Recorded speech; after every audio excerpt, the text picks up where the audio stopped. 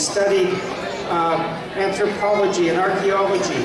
And one of the finest places that my studies told me about was the flowerings of civilization that took place in the Sindhi. The very first place in the world where they found cities. The very first place in the world that they found buildings and where people, started to develop and to build pottery and metallurgy and writing. And it came from the Sindh. And so I am here today with people who are the descendants of those very people who taught the entire world how to read and write. The entire world how to build buildings and architecture and fine art. The entire world about agriculture. The entire world about trade. And the entire world about going out and discovering, who the neighbors were. So, when I had the opportunity to come here today, I very much wanted to come here and just to say thank you. And I know that happened like 3 or 4 or 7,000 years ago, but thank you for what you have done and continue to do. For 20 years, before becoming a politician, I worked in the immigration department of Canada. Not very far from here at the airport. Sometimes I worked downtown. I worked in many guises. But I saw people coming from all over the world. And I know that some of you would have come to Canada in those years. I worked there from 1973 to 1993. And I know that some of you would have come to Canada in that period. And I watched as people came off the plane, people who came from other lands to come to Canada. Sometimes I wondered when they arrived in the winter who would want to do that. But they arrived into the cold and the snow, and I often thought, I hope they made the right decision. Well, I can tell you by looking around the room today, looking at the prosperity of the room, looking at the people, so beautifully dressed, looking at the people who have their families and their children, that you have truly embraced this land. I am very proud to be a Canadian, and I know all of you are very proud as well. So, again, I came here today to thank you and to wish you all the best. A culture is a terrific thing, and your culture is an amazing one. I've already said how old it is, but it is also a culture that spans many places. It is from the Sindh in Pakistan, but it is now here in Canada to help you. There are things that we can do to make it easier to do business, and we're trying to do that. There are things that we can do to help new immigrants when they come to this country, and hopefully we can do that. As I said, I worked for the immigration department for some 20 years before I became a full-time politician.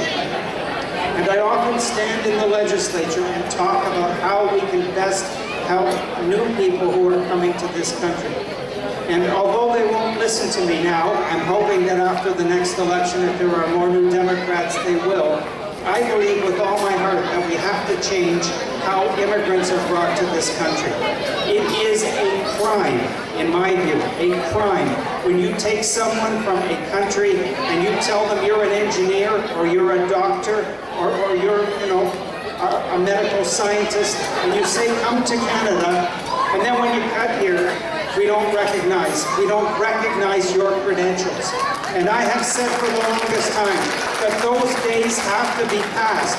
And it's not just enough that politicians talk and say that they're going to do something about it, because I have now been in the legislature for 9 years, and I have heard 50 speeches, politicians saying they're going to do something about it, and they haven't. And that's not good enough for me, and I have suggested the only way that this is going to work is for Ontario to do what Quebec does. Quebec has its own immigration grid system. Quebec chooses its own immigrants. Quebec tells them before they even get on the plane whether or not their credentials are going to be recognized. And I believe with all my heart that's what we have to do.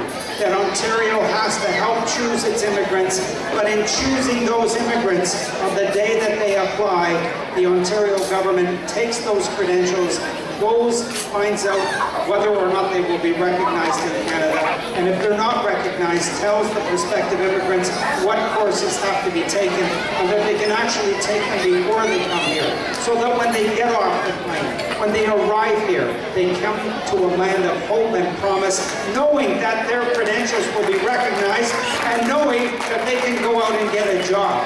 And I think that's what we have to do, and that's what I continue to talk about in the legislature. Again, I want to thank you for inviting me. I want to thank you for what you all do. I want to thank you for the contribution that you are making to this country. And one day, I hope that your credentials will be recognized so you can make the greatest possible contribution that we all expect and know that you can make. Thank you very much.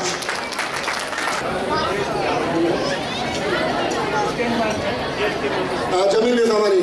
Jamil should be here.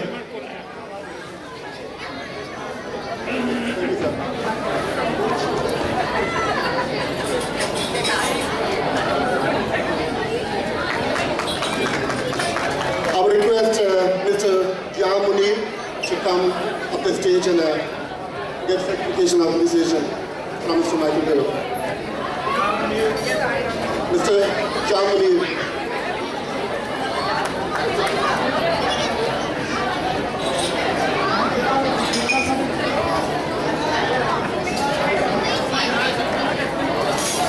Mr. John Munir, he has been active in organization of SANA annual function and been contributing his time to activate job mentoring committee of SANA. Mr. Imran Sheikh really worked hard, dedicatedly for the development of SANA Canada website. We encourage his time. I request Mr. Imran Sheikh to come on stage and receive an appreciation certificate